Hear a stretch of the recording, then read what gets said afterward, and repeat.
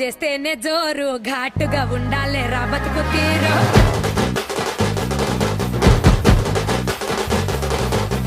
నల్లి బొక్కలు జుత్తే హుషారు ఏం తింటావు రా ఉప్పు లేని పప్పు షారు కోసి కొంగడి మా కట్టు బొట్టు ఎట్లయితే గట్లయితే చూసుకుందాం పట్టు అమ్మలి గట్క మాది రాసా పుటక పూట పూట మాకే దసరా దోస్తాన్